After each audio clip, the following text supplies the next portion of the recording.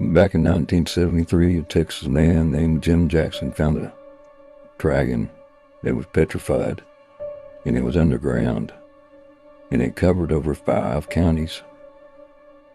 Now the inside of this dragon stayed functional, and ultimately came the demise of this project in the time frame of a hiccup, and the subsequent explosion ended this classified file. Dear Colton, now you know more than most how I may be prone to hyperbole on occasion, but those Whitmer boys that called on Monday are onto something amazing. I mean really truly amazing. This isn't any mineral deposit, Colton. At least not like anything I've seen. I went ahead and sent some samples for you and Chris to start looking at. I didn't think you all would believe me if I didn't. This thing that those old boys found is some kind of organic deposit that must go down at least 500 or 600 feet by my reckoning. Not a fungus either. This thing breathes and makes sounds same as any other creature, and it bleeds. God, how it bleeds. Colton, it's a mess out here. John and some of the others think it might be something from outer space. Most of the hombres we brought out to start the excavation call it Diablo de Bajo, and are real weary of going too close to what we figure must be the mouth of this thing. Right now, I don't think I care what it is or where it came from. I'm an oil man, and I think we're on to something real big out here. Once you and Chris start looking at these samples, go ahead and give Lenny a call to send out his crew, and make sure they bring at least 4 excavators.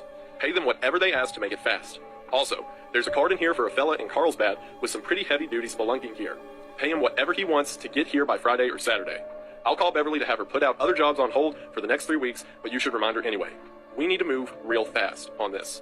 Dale Whitmer already left this morning to find someone in Gumption to come take some photos. It'll be a circus once that happens. God help us if the feds come out and lock it down. There's something about this thing that's important, and I don't want to see something this special get in the hands of some game warden.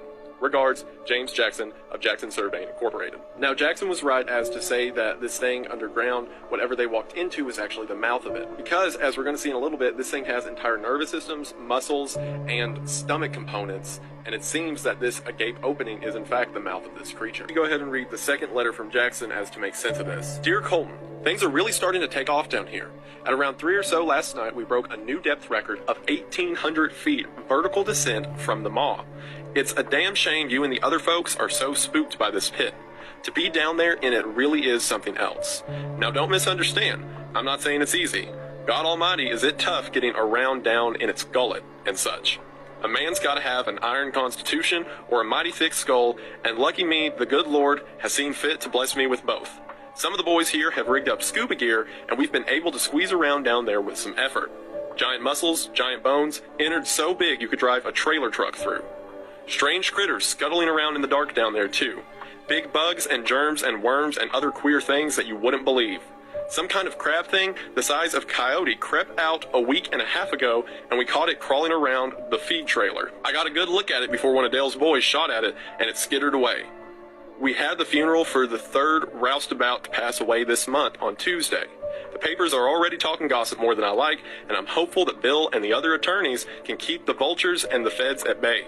People don't understand until they've seen it and been down inside it, Colton. We're pioneers and explorers here. This is good work. This is God's work.